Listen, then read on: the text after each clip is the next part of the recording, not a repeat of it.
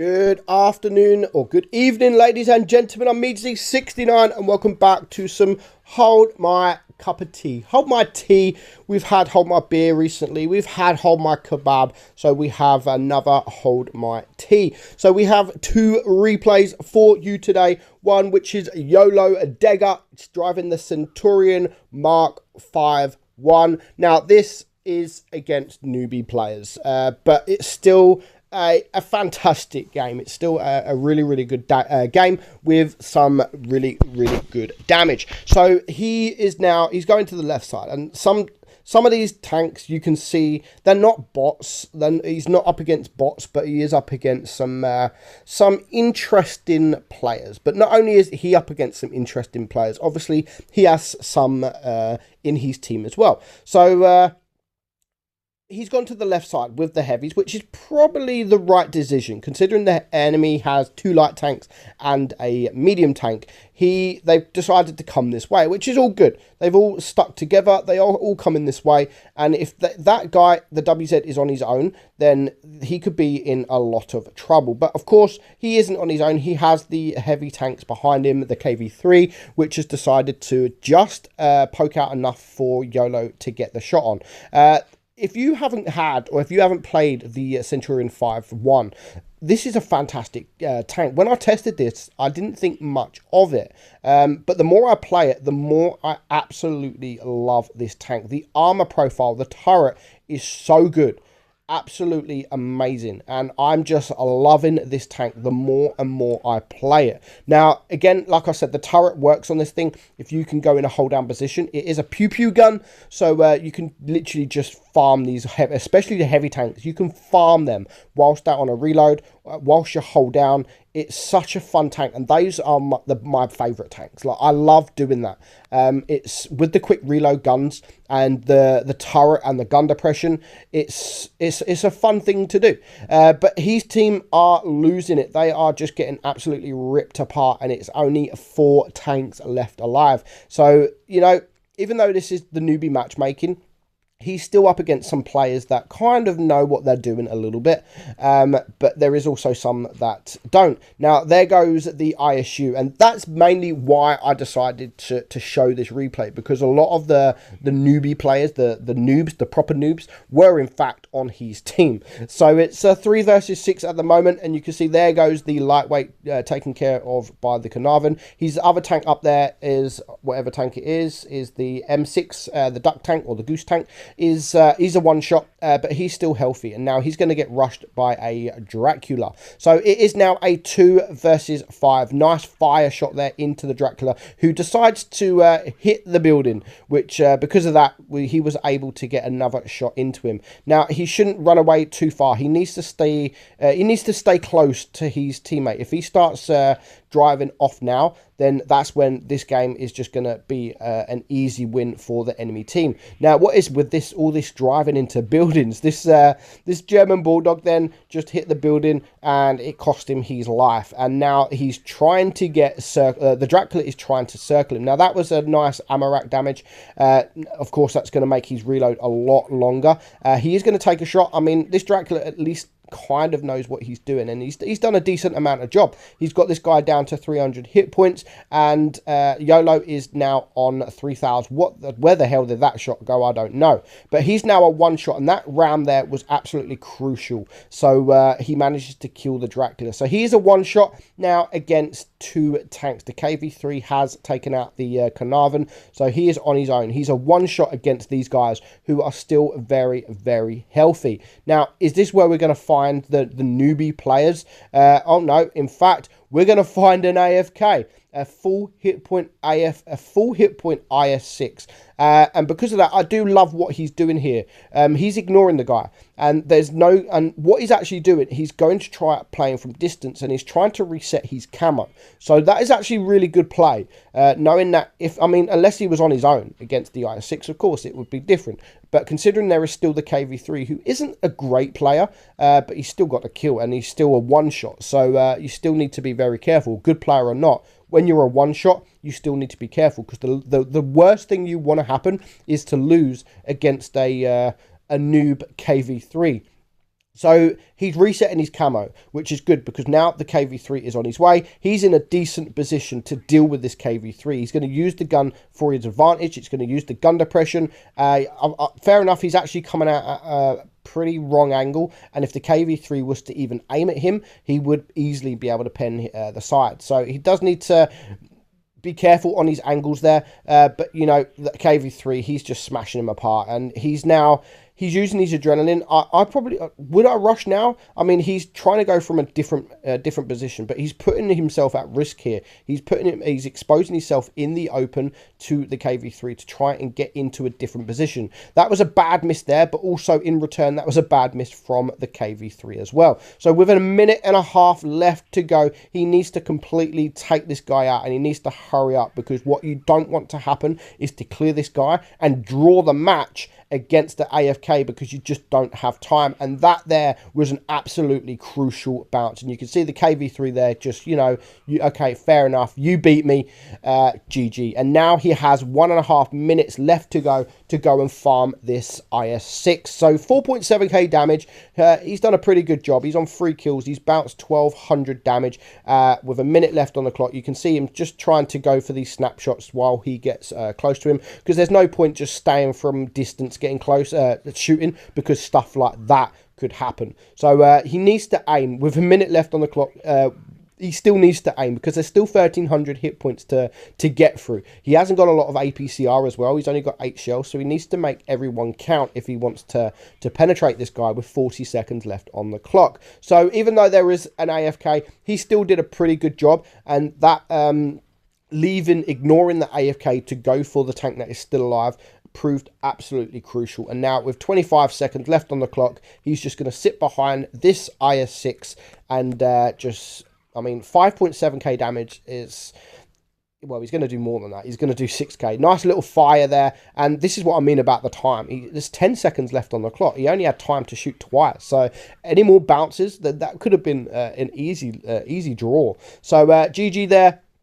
Sorry, not noob, YOLO, well, you can say noob, YOLO Dega bruh. 6.4k damage. I know you really wanted to show me that game, and originally I said to this guy, like, look, man, it's newbie matchmaking. I don't want to keep showing these games. But you know, newbie matchmaking and an AFK, it's for sure. And that was actually close. That was really close for the newbie matchmaking and an AFK. And in fact, I was a little harsh on this KV3. He did the best on the team. He did a decent job.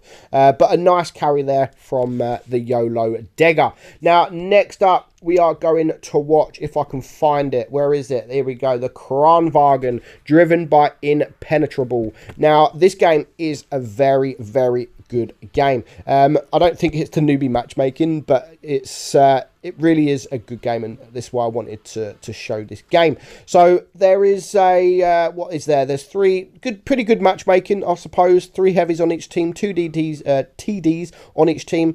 He's got 2 mediums, whilst the enemy has 1 medium and a light tank. So the Kranvagn is an amazing tank, a fantastic turret. Literally nothing can get through that turret, but you need to put yourself into a position where you can use that turret. Now, the tank has not got good DPM. It is an auto reloader, not an auto loader. It is an auto reloader. So the reload is fairly long. So you need to really make up your mind if it's worth firing once you got reloaded like now, or wait until all 3 shells are reloaded. Like now, like he's got a shot off, but now he's on sort of 10-second reload for 1 shell. So you need to pay real close attention to what's around you. If you're in any danger, if you have shots off, I always state, and I'm always going to state, if you, with an auto reloaded gun, or tank, sorry, so I say, if you've got shots, take it. Even if you've only got 1 shell loaded or 2 shell loaded, unless you're only like a second or 2 seconds away from reloading that next shell, take the shot, because you might not have that shot once you're reloaded. But by the time you've reloaded that shell, that tank may have gone elsewhere. Just like now, he reloaded 1 shell. There's no point in him reloading another shell, because that shot won't be there by the time he has reloaded that other shot. So that's why I love auto auto reloaders, because there's so many different ways you can play them. You can play it as a single shotgun, which is what our guy is doing here.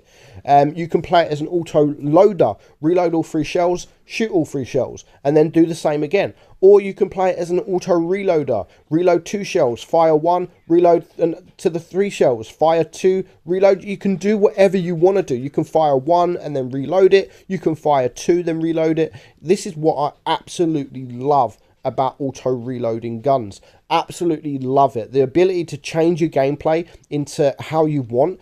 I mean, you don't have to be an auto reloader. You don't have to be an auto loader. You could be a single shotgun. Like, there's so many different ways to play the tank. Now, what is difficult about the tank is carrying, because of that low DPM. And when you're a 1 versus 3, then it's a real big decision whether, if you're getting rushed by a medium tank or even a heavy tank, it's a big decision to sit there and say you're face hugging a mouse. Do you sit there and reload all 3 shells whilst you're face hugging, or do you just fire 1 shell at a time? It's game-changing decisions what you do, because whilst you're reloading, you're getting shot, and you hate sitting there reloading whilst you actually have shells there to take. But our guy here, Impenetrable, he's literally used the tank as a single shotgun all game. But of course, when you have the opportunity, do reload as many shells as you can, but only when you have the opportunity. And at the minute, he hasn't had that opportunity. The only opportunity he's had is to get some damage done by shooting 1 shell at a time. And again, we're going to see it again here with the Jaegeru. And again, he gets some ammo rack damage. It doesn't quite destroy the ammo rack, but he gets the damage, which makes him use the repair kit, or he's not actually using the repair kit. So he's actually got a longer reload. So not that dangerous. But now, in this situation, a 1 versus 5 in a Jaegeru, in a Kranvagn, this should not be doable. 100%, this should not be doable. For the whole game, I have only seen him reload 1 shell. Maybe he's reloaded 2 shells once, like now he's going to reload 2 shells, but he's not doing that on purpose. He's not, I don't even think he's looking at the reload bar. Even if he had a shot at 1 second left to reload, he would take that shot. So what he's going to do next, I absolutely love. What he's going to do is he's going to play from distance. He knows that there are a lot of tanks around here. He's going to go for the Jag Tiger, clears him, and now he's going to use the rock. He knows that if he carries on going up, these guys are going to just shoot his rear, and he needs all the hit points he can. But coming up against a Kranvagn that is hold down, he has to be very careful. There's still 4 tanks, and one of them, which is the Jaegeru, is looking directly at him, and he hasn't got the shots off on the Kranvagn. All he can see is his turret, so he needs to get in a different position, because otherwise he's just going to be rushed by all 4 of these tanks. He needs to clear this back chat. That's a must. What a shot that was. Like, how did that even pen? He's always focusing on the Jaegeru, because the Jaegeru is there. I don't know why these guys just don't push. There's 3 tanks, just all push. Even if the Kranvagn was to make the first move, like, push. If they push together, I mean, I know the Kranvagn now is going to use the tank for how it's best to be used at, and that is hold down. And he's doing a good job by it. You can see he's doing a good job by it. We see it a minute ago. Like, when you aim at him, you can only see the turret, and the turret is red as fuck. Like, really red as fuck. But what's not helping him is these other guys. Fair enough, the E75, because he's a one-shot. Okay, the Jaegeru, but he can potentially take a shot from the Kranvagn. And now he's reloaded all 3 shells. He bounces the shot on the Jaegeru, but this is where the enemy Kranvagn, he would have reloaded all 3 shells by now. He should have pushed a lot sooner. He has gone for the push, but he should have pushed a lot sooner. And now our guy is just reloading. He's going to just shoot 1 at a time. He's on 6.8k damage, and now this guy's rushed. Where are the other guys? Where are the other guys? He is getting bounces, but he is also getting penned. All 3 of them now are a one-shot. He gets another bounce from the E75. Is he going to clear the Kranvagn? Yes, he is. That is his 4th kill, and now he's bringing it down from a 1 versus 5 to a 1 versus 2, and both of these tanks are a one-shot. He's just going to wait for the E75. What were you doing, E75? Like, why would you do that? But nice awareness, and again, he is using the gun as as a normal shell, as a normal shell gun, 1 shell. So he's now reloaded 1 shell, but what he's going to do, he wants to reset his camo, and he wants to make sure that he can get into a position where he can bounce this Jaegeru. Now, what he's doing is correct. I wouldn't rush this guy with 1 shell. He's reloaded 2 shells. He's just about to reload 3 shells, and with 10 seconds left on the clock, he has gone for the rush. He's going to go for the hat shot, and what a shot that was. Crucial game, 1 versus 5, absolutely amazing, and he ends on 8,100 damage. Top Gun, high caliber. He gets the Paul's medal, Steel Wool for the amount of bounces he has, and he gets the Kolobanov medal as well. GG, 1948 base XP. That was a well-played game. A few mistakes there from the enemy. I mean, they should have pushed, but, you know, they were all low hit points, and I understand why they didn't want to push, but, yeah, that cost them the game. But GG there from Impenetrable. Well played. I hope you guys enjoyed it. I'm meadsy69, and I'll catch you all soon. Bye-bye.